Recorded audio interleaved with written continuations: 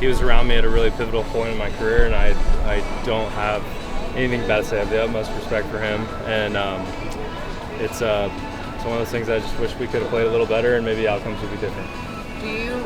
What are your impressions of Bees and his ability to lead this team? Bees is great. Fortunately, it's not outside the organization, so you already know what to expect from Bees. We know the person he is, the man he is, the expectations he has, so it makes it a lot easier. Do you feel like, as one of the leaders on this team, a need to kind of, during this interim period, do more? No, I think everybody just needs to be themselves. You can't panic, you can't try and change, you can't try and do more and end up doing less. It's one of those things that we understand who we are. We need to be those people and just be the best people that we can in that circumstance. Nobody needs to carry the load. This is going to be a group effort. One thing Beast did say is he wants to see you guys play with more joy.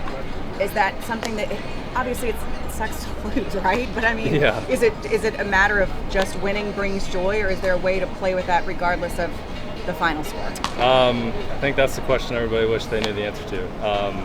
Obviously, winning cleans up a lot of things and it makes it easier to do things, but at the same day, we're professionals, we have a job to do, and we need to go out there and do it better.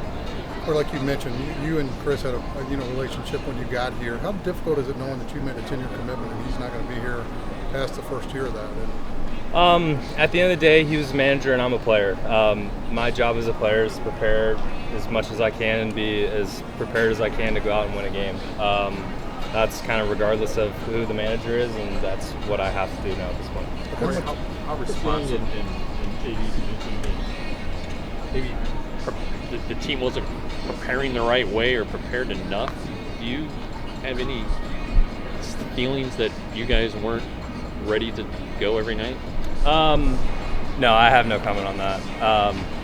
I think Woody cared a lot about who we are as people and our preparation, and that was a big influence I think he had on our clubhouse. Whether how it was perceived or not, that's not my kind of answer for it. Have you texted or called Woody since the news? Yeah, I have reached out. Hey Corey, managers get fired. I mean, it just happens, right? Losing records happen, managers get fired. Whoever ends up as permanent manager here, does this team need more additions in order to win? I mean, what do you mean? Is this team good enough to win as constructed? I think you always are looking to improve. That's something that you're never going to stop. Whether it's personally improve, the team improve, I think you're constantly looking for improvement. How much do you think a manager affects the outcome of one-run games, since that seems to be such a storyline with this team?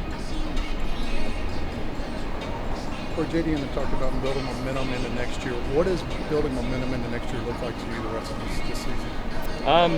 Showing up and being ready to play and playing better. We definitely had our fair share of mistakes and have tried to learn from them, and it's just trying to constantly do that. I get it's a bit of a cliche question, and I apologize for asking you, but what was kind of your emotional level when you did find out from Woody and John? Thanks, Corey. Thank you.